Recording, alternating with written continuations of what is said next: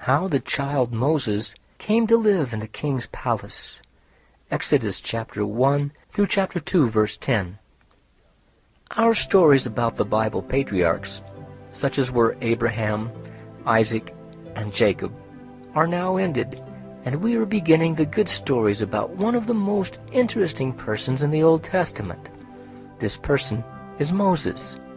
You remember that Jacob, the last of the patriarchs, was called Israel, and that his children were called Israelites.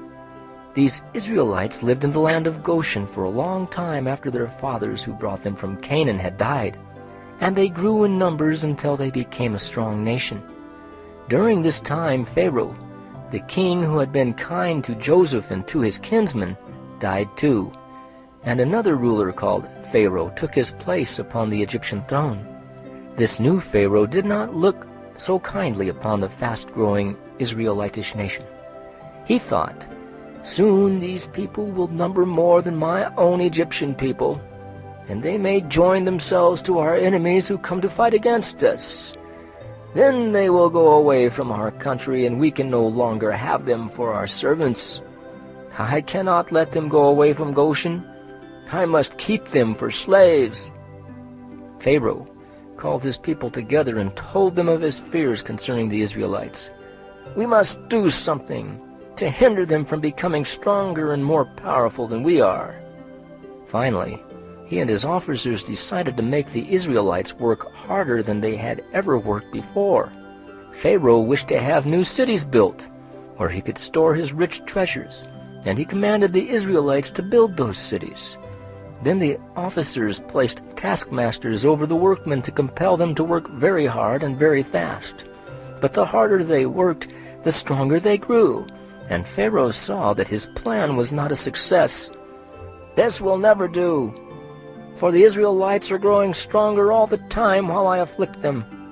I must make life even more miserable for them." And he did. The hard-working Israelites were horror-stricken when one morning this message came to them from the king's house. "Every baby boy that is born among your people must be thrown into the river Nile." Because this was the king's command, it had to be obeyed. After this cruel command had been put into practice, one day the baby Moses was born. Now his mother feared God, and she believed it was very wicked to throw a child into the river. Like all true mothers, she loved her baby, and for 3 months she hid him. When she could hide him no longer, she thought of a wise plan, and then she worked carefully to carry it out. First she gathered some bulrushes, plants which grew along the river's bank. Then she wove a little ark-like basket and plastered it well with lime and pitch so that no water could leak through. When this was finished, she made a soft bed in the ark and placed her baby in it. Now the very hardest part remained to be done. But she was a brave woman, and she believed God would help her save the baby's life. So she carried the basket to the river, and there among the tall reeds which grew near the water's edge, she placed her precious burden and went away. Her little daughter Miriam, who had come along, lingered near the bank to play and to watch what would happen to the tiny ark. She had not long to wait, for soon a company of richly dressed women came to the river's bank. One of them was the Egyptian princess, Pharaoh's daughter. They had come to bathe in the river. When the princess saw the strange-looking ark floating among the reeds, she sent her maid to bring it ashore. "What can be inside this queer basket?" the women wondered as they gathered around to see it opened. How surprised they were when a sweet-faced Israelitish baby looked up at them and cried.